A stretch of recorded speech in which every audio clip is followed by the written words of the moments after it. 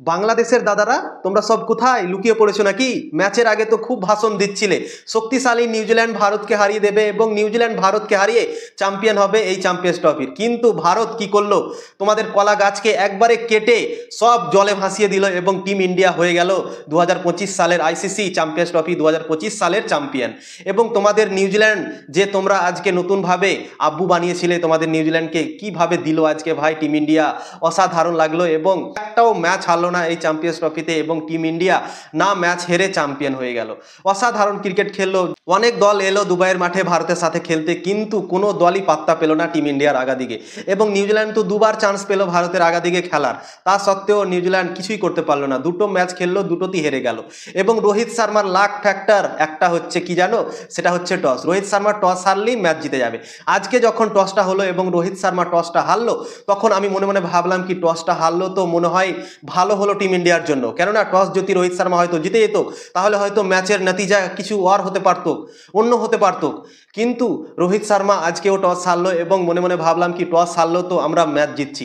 কেননা যখনই টস রোহিত শর্মা হেরেছে, ম্যাচ জিতেছে। এবং এই চ্যাম্পিয়ন্স ট্রফিতে রোহিত শর্মা একটাও টস জিততে পারেনি।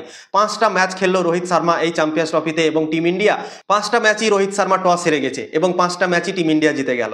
তো যখনই টসটা হারলো তখনই মনে মনে ভাবলাম কি রোহিত শর্মা টসটা হেরেছে তো টিম ইন্ডিয়ার জন্য ভালো হয়েছে। রোহিত শর্মার যে টিম ইন্ডিয়া আছে, চেস করলে বেশি ভালো। চেস করলে তারা অসাধারণ ক্রিকেট খেলে এবং প্রথমে বোলিং হোক বা ব্যাটিং হোক, যে কোনো জায়গা থেকে টিম ইন্ডিয়া ম্যাচ জিততে পারে। টসের কোনো পারবা করে না টিম ইন্ডিয়া, এটা প্রমাণ করে দিল প্রত্যেকটা দলের আগাদিকে।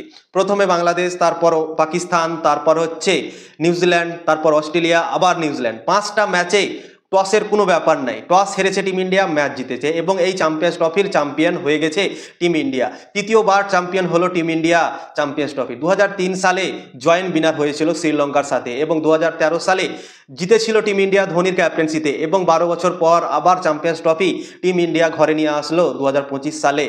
অসাধারণ ক্রিকেট খেলেছে টিম ইন্ডিয়া। আজকে ইন্ডিয়া আর নিউজিল্যান্ডের মধ্যে আজকে চ্যাম্পিয়ন্স ট্রফি ফাইনাল ম্যাচ ছিল। রোহিত শর্মা আরও একবার টসে হারলো এবং নিউজিল্যান্ডের দল প্রথমে ব্যাটিং করার সিদ্ধান্ত নিয়েছিল। ফাইনাল ম্যাচে ইম্পর্টেন্ট ম্যাচ ছিল এবং নিউজিল্যান্ড দল সেমিফাইনাল খেলেছিল, সেখানেও ব্যাটিং করার সুযোগ পেয়েছিল এবং তারা 350 রানের উপরে করে নিয়েছিল সাউথ আফ্রিকার বিপক্ষে। কিন্তু ভারতের বিপক্ষে ব্যাটিং করে তাদের কোনো লাভ হলো না, কেননা ভারতের বোলাররা অসাধারণ বল করেছে। আজকে শক্তিশালী নিউজিল্যান্ডকে 251 রানে থামিয়ে দিয়েছে এবং 252 রান ইন্ডিয়াকে টার্গেট দিয়েছিল। অসাধারণ বোলিং পারফরমেন্স করেছে আমাদের টিম ইন্ডিয়ার বোলাররা। বরুণ চক্রবর্তী 2 উইকেট, জাদেজা 1 উইকেট এবং কুলদীপ যাদব সব থেকে ভালো 2টো উইকেট নিয়েছে। যে 2টো প্লেয়ার টিম ইন্ডিয়ার কাছ থেকে ম্যাচটাকে ছিনিয়ে নিয়ে যেতে পারত, সেই 2টো প্লেয়ারকে আউট করেছে। এক হচ্ছে রচিন রবীন্দ্র আর কেন উইলিয়ামসন, 2টো কি প্লেয়ার, দামি প্লেয়ার নিউজিল্যান্ড দলের, এবং সেই 2টো ব্যাটসম্যানকে আউট করেছে আজকে কুলদীপ যাদব। এবং অসাধারণ পারফরমেন্স বোলিংয়ে আজকে কুলদীপ যাদব করলো এবং টিম ইন্ডিয়াকে চ্যাম্পিয়ন করলো। তো 2 উইকেট নিয়েছে বরুণ চক্রবর্তী, কুলদীপ যাদব 2 উইকেট, মোহাম্মদ শামি 1 উইকেট এবং জাদেজা 1 উইকেট। টোটাল 7 উইকেট পড়েছিল, একটা রান আউট হয়েছিল। অসাধারণভাবে ক্রিকেট খেলেছে টিম ইন্ডিয়া বোলিংয়ে এবং ব্যাটিং করতে এসে রোহিত শর্মার শুভমান গিল অসাধারণ শুরুয়াত দেয় টিম ইন্ডিয়াকে। 100 রানের ওপেনিং পার্টনারশিপ করে এবং শুভমান গিলের অসাধারণ একটা ক্যাচ ধরে গ্লেন ফিলিপস। আবারও উড়তা হুয়া একটা ক্যাচ ধরে নিল গ্লেন ফিলিপস এবং সেখান থেকেই ম্যাচটা পরিবর্তন হতে শুরু করলো। এবং বিরাট কোহলিও এসে এসে আউট হয়ে গেল 2টো বল খেলে এবং আমরা ভয় পেতে শুরু করে দিয়েছিলাম কি ভাই কি হবে। বিরাট কোহলি আমাদের চেস মাস্টার, সে আউট হয়ে গেল এবং আরও আমাদের 150 রান মতো লাগতো জিততে ম্যাচ এবং আমরা ভয় পেয়ে গেছিলাম।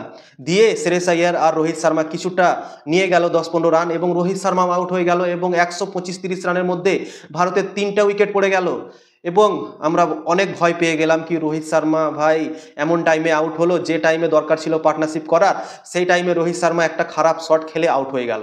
এবং অক্ষর প্যাটেল আর শ্রেয়স আইয়ার পার্টনারশিপ করলো 50 রানের মতো এবং 183 বা 84 রান যখন হয়েছিল তখন শ্রেয়স আইয়ার আউট হলো। তারপরে অক্ষর প্যাটেল খেলতে থাকলো এবং 200 রানের মধ্যে অক্ষর প্যাটেল আউট হয়ে গেল এবং তারপর কে এল রাহুল আর হার্দিক পান্ডিয়া মিলে ম্যাচটাকে ফিনিশ করলো এবং হার্দিক পান্ডিয়াও আউট হলো। জাদেজা নামলো এবং জাদেজা আর কে এল রাহুল ম্যাচকে ফিনিশ করলো এবং টিম ইন্ডিয়াকে চ্যাম্পিয়ন করলো 2025 সালে চ্যাম্পিয়ন্স ট্রফির।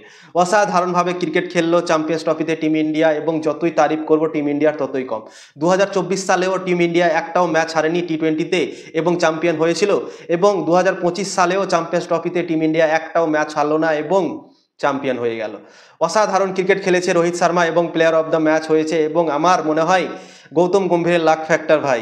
গৌতম গম্ভীর যে দলই থাকুক না কেন সেই দল চ্যাম্পিয়ন হবেই, এবং টিম ইন্ডিয়াতে গৌতম গম্ভীর গেল একজন কোচ হিসেবে এবং টিম ইন্ডিয়াকে চ্যাম্পিয়ন করে দিল। তো গৌতম গম্ভীরের জন্য ভাই একটা হাততালি তো হতে পারে, কেননা গৌতম গম্ভীরের লাক ফ্যাক্টর সত্যি অসাধারণ, তার লাক খুবই ভালো, যে দলে সে থাকবে সে দল অবশ্যই চ্যাম্পিয়ন হবে।